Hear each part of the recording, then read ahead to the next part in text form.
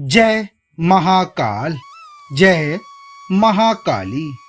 माँ कालिका पुराण अध्याय नृप धर्म कथन भाग 1।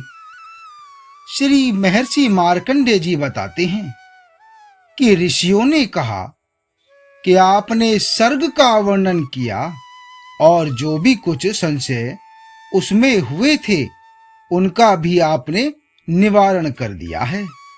हे गुरु, आपके प्रसाद से हे महाभाग हम कृतकृत्य हो गए हैं। हे द्विजात्मा, फिर हम आपसे कुछ श्रवण करना चाहते हैं।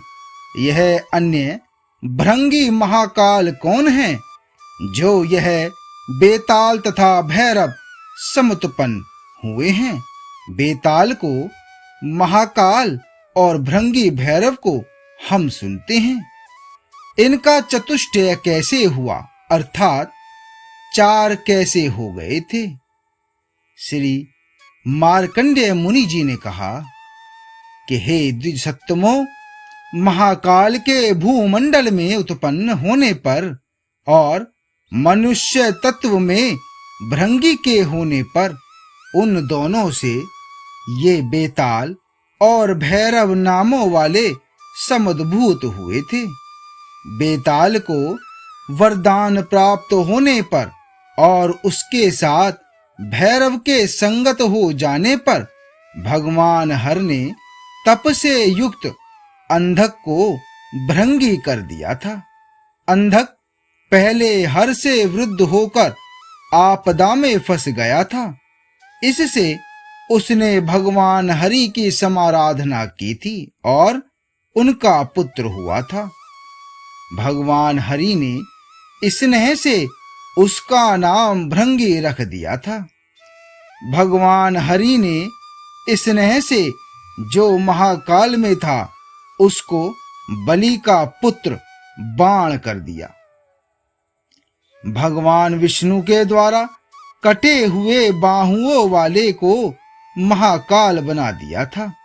इस प्रकार से हे मुनिवरों, उनका 4 होना संयत होता है। अनुक्रम से बेताल, भैरव, भृंगी और महाकाल हैं। ऋषियों ने कहा, जो राजा सगर ने महान बुद्धिमान और वह मुनि ने पूछा था, हे गुरुवर, नीति से जिस तरह से भार्या सुत और बोधिक किए जाते हैं, राजनीति में, सत्पुरुषों की नीति में और सदाचार में स्थित हैं। हे जगत के गुरुवर, आप तो महान भाग वाले हैं, उनको आप बताइए। श्री मार्कंडेय महर्षि जी ने कहा कि महान आत्मा वाले और मुनि ने जो जो विशेष बताए थे, हे मुनियों, मैं श्रेष्ठ उसका वरु यह सब आपको बताऊंगा। अब आप इसका श्रवण करिए। राजा सगर ने इस तरह से मंत्र कल्पादित को सुनकर उन महामुनि से पुनः नित्यादि की विशेषता पूछी थी। सगर से कहा, जिस प्रकार से नीति के द्वारा सुत आत्मा और प्रिया के साथ नीति से प्रयोग करना था, उनकी विशेषता के सहित जो सदाचार है उनको आप मुझे बताइए। और वह मुनि ने कहा कि हे राजेंद्र, अब आप क्रम से ही श्रवण कीजिए। जिस प्रकार से नीति के द्वारा आत्मा, सुत और भार्या को नियोजित किया जाता है, उसकी विशेषता आप मुझसे सुनिए। ज्ञान में बढ़े, व्यय में बढ़े, विद्या और तप में बढ़े, सुर दक्षिणों का सबसे प्रथम सेवन करें तथा निंदा से रहित विप्रों का सेवन करना चाहिए और उनसे नित्य ही वेदों और शास्त्रों के विशेष निश्चय का श्रवण करना चाहिए। उन्होंने जो भी कुछ कहा हो वह करना चाहिए। प्राज्ञ नृप है, उसे उसका समाचरण करना चाहिए। ये 5 इंद्रियों 5 अश्व हैं और यह शरीर रथ कहा जाता है। आत्मा रथी अर्थात रथ का स्वामी है। अश्वों को हाँकने के लिए ज्ञान कुशा चाबुक है। इस रथ का सारथी मन होता है। अश्वों को सदा सुदृढ़ करें तथा शरीर की स्थिरता रखनी चाहिए। जिस तरह से आदांत अश्वों पर सभारोहण करके रथी अश्वों की इच्छा के अनुसार से अश्वों को प्रेरित करता हुआ सारथी वहां पर अवश होता है, वह परम प्रथित वीर को भी परवश कर देता है। इसी भांति राजा को विषयों के परिग्रहण करने में इंद्रियों को अपने ही वश्य करना चाहिए। हे नृप श्रेष्ठ, ज्ञान के सुदृढ़ होने पर कसा की सुदृढ़ता में अपने वश में रहने वाला सारथी दांत अश्वों प्रेरित करने में समर्थ होता है। इसलिए नृप को चाहिए कि अपनी इंद्रियों को तथा मन को अपने वश में रखकर ज्ञान के मार्ग में अविष्टित होकर आत्मा का हित संपादित करे। फिर अपनी इच्छा से भोग करना चाहिए। जो सुनने योग्य है उसे ही श्रवण करना चाहिए। श्रवण में अधिक समाचरण न करें। शास्त्रों के तत्वामृत में धीर श्रुति वश्य नहीं होता है। इस रीति से इच्छा से घ्राण त्वचा को वशीकृत करके अपनी इच्छा से उपभोग न करें और उद्दाम विषय का गमन न करना चाहिए। यदि राजा इसी रीति से समाचरण करने वाला हो तो उसी समय में वह इंद्रियों को जीत लेने वाला हो सकता है। जितेंद्रिय होने में शास्त्रों और वृद्धों का उपसेवन करना ही हेतु हुआ करता है।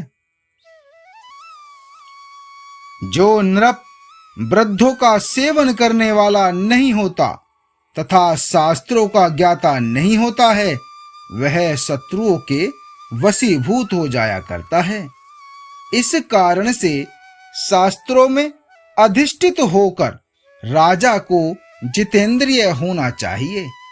धृति, दान, मैत्री, कृतज्ञता, वाक्पटुता, विवेचन, दक्षता, धार्य शुणता, दान, दृढ़ानुशासनता, सत्य, शौच, युद्ध का विशेष निश्चय, दूसरों के अभिप्राय का ज्ञान करना, चरित्र आपत्ति में धीरज, निंदा न करना, क्रोधी न होना, गुरु द्विजों का अर्चन, इन गुणों का राजा को अभ्यास करना चाहिए। धर्म, अर्थ और काम में कार्य और अकार्य का विभाग का निरंतर प्रतिबोध करना चाहिए और अवसर होने पर उसे करना चाहिए।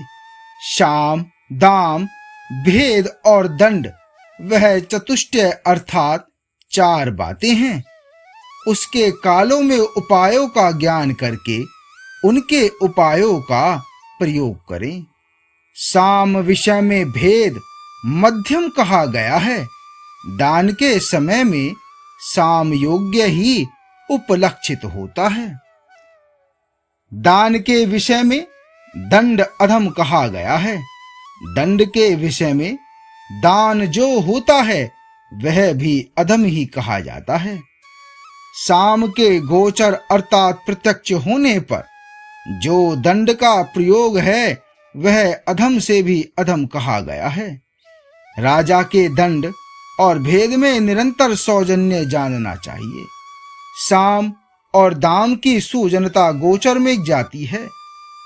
काम, लोभ, हर्ष, नाम, मद इनको अतिशय रूप में होने वालों का राजा के शत्रुओं की तरह विनिष्ट कर देना चाहिए। संयुक्त काल में ही उसका सेवन करना चाहिए। लोभ और गर्व को विवर्जित कर दें। नृपों का तेज ही तीव्र होता है। जिस तरह से सूर्य का हुआ करता है उसमें गर्व रोग से युक्त होता है। जिस कायमान को उसको त्याग कर देना चाहिए। आकेट, अक्ष, स्त्री सेवन, पान और अर्थ दूषण, वाणी और दंड में कठोरता, इन सब का वर्जन कर देना चाहिए। विरक्त पुरुष पराई स्त्रियों में सेवन करना एकांत रूप से वर्जित कर दे। अपनी सती नारियों में युक्त सेवन करना चाहिए। जो दाराएं रति और पुत्र के फल वाली हैं, उनका रूप से त्याग नहीं करें। रति और पुत्र दोनों की सिद्धि के लिए स्त्रियों को सेवन करना चाहिए, किंतु उनमें अत्यंत आसक्ति का वर्जन कर दें। मृगया जो प्रमादों का स्थान होता है, इसका नित्य वर्जन कर दें। अक्षों का भी सेवन न करें। ये सत्य कार्य और शक्ति का विनाश करने वाले होते हैं।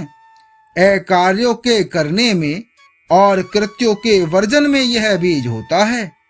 अकाल मंत्र भेद में, कलह में, सत्कार के क्षय में निरंतर सुरापान का वर्जन कर देना चाहिए।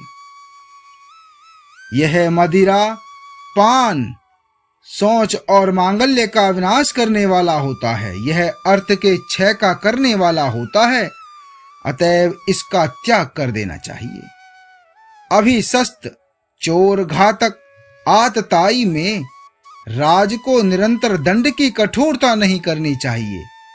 सदा सत्य की रक्षा करनी चाहिए। एक सत्य में ही परायण रहें।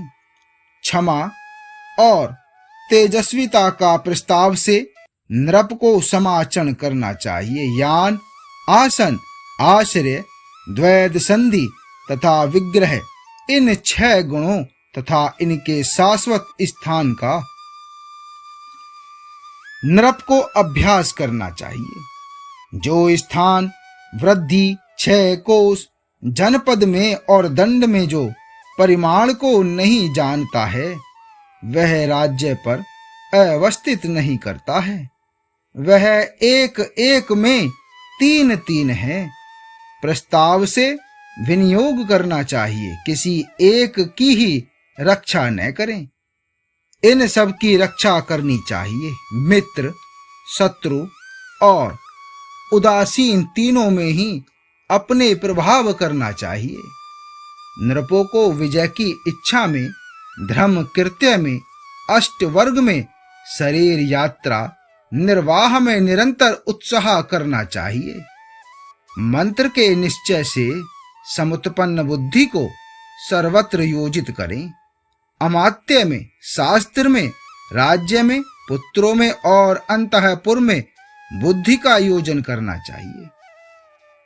कृषि, दुर्ग, वाणिज्य, खंगों का कर साधन, सैन्य करों का आदान, गजों और अश्वों का बंधन, सदम सुखों के शून्य में जनों के द्वारा निरंतर योजन और 3 सार सेतुओं को बंधन 8वां है।